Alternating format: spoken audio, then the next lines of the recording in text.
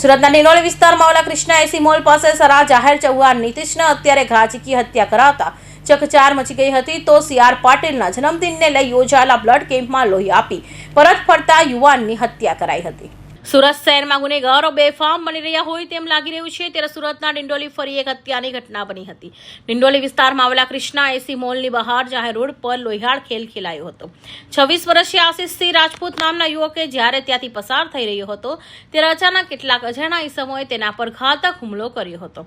આ હુમલાખોરો કેટલા બેફામ હતા તે જાહેરમાં આશિષસિંહ રાજપૂતને મોતને ઘાટ ઉતારી ત્યાંથી ફરાર થઈ ગયા હતા। ઘટનાની જાણ થતાં ડિંડોલી પોલીસનો કાફલો તાત્કાલિક સ્થળ પર દોડી ગયો અને તપાસનો ઘમઘમાટ શરૂ કર્યો હતો। બીજી તરફ હત્યાના સમાચાર મળતા જ આશિષસિંહના પરિવારજનોમાં શોકમાં ગરકાવ થઈ ગયા હતા અને તાત્કાલિક ખાનગી હોસ્પિટલ ખાતે પહોંચ્યા હતા। હોસ્પિટલ परिसर हाल करुण दृश्यों सर्जाया है। सर मेरा नाम कुंदन सिंह है। क्या हुआ था, कहाँ पे हुआ? ये हुआ था डिंडोली तालाब है, वहाँ श्री कृष्णा एसी मॉल करके है। वहाँ पे हम लोग ब्लड कम से ब्लड लेकर आए हैं। हमारी बाइक ऑलरेडी पहले वहाँ से ही खड़ी थी, तो हम अपने अपने बाइक लेके हम लोग अपने घर घर निकलने वाले थे। तब तक ही 3 से 4 बंदे गाड़ी लेकर आए, 3-4 गाड़ी लेके आए, 8 से 10 बंदे थे।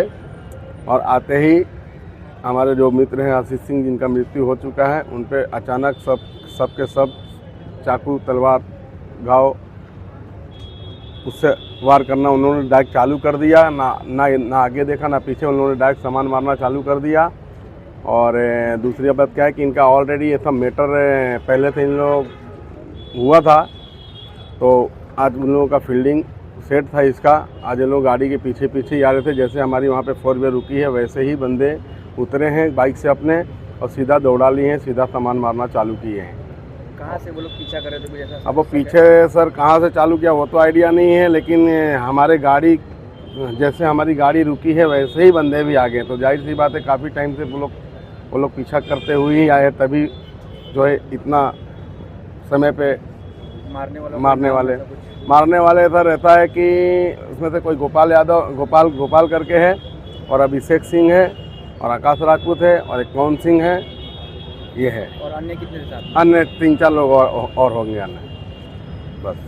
તો મૃતકના મિત્ર કુંદનસિંહે જણાવ્યું હતું કે અમારી સાથે અમારા મિત્ર હતા જેમને હોસ્પિટલમાં મૃત જાહેર કરવામાં આવ્યા છે। તેમનું નામ આશિષસિંહ છે અને નીલગિરી સર્કલ ગયા હતા। આજે CR પાટીલનો જન્મદિવસ હતો એટલે ત્યાં બ્લડ ડોનેશન કેમ્પ હતો। અમે ત્યાં બ્લડ આપીને પરત ફરી રહ્યા હતા ત્યારે અમારી ગાડી ડિંડોલી તળાવ પાસે શ્રી કૃષ્ણ એસી મોલની બાજુમાં આવેલી ઓફિસ પાસે પાર્ક કરેલી હતી। આશિષસિંહની બાઇક પણ ત્યાં જ હતી। અમે જેવી અમારી 4 વ્હીલર ત્યાં ઊભી રાખી અને બાઇક લેવા નીચે ઉતર્યા ત્યાં 3 થી 4 ગાડીઓ આવી, જેમાં એક 4 વ્હીલર અને 3-4 બાઇક હતી। બધાના હાથમાં ચપ્પુ, છરા અને કોયતા જેવા હથિયારો હતા।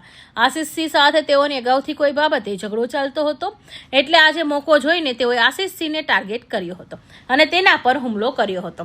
ત્યાં લોહી લુહાણ વહી ગયું હતું। અમને અહીં હોસ્પિટલ લાવવામાં 10 થી 15 મિનિટ જેટલું મોડું પણ થઈ ગયું। જ્યારે તેને અહીં એડમિટ કર્યા ત્યારે તેનું હૃદય કામ નહોતું કરી રહ્યું અને અંતે ડોક્ટરે તેને મૃત જાહેર કર્યા હતા।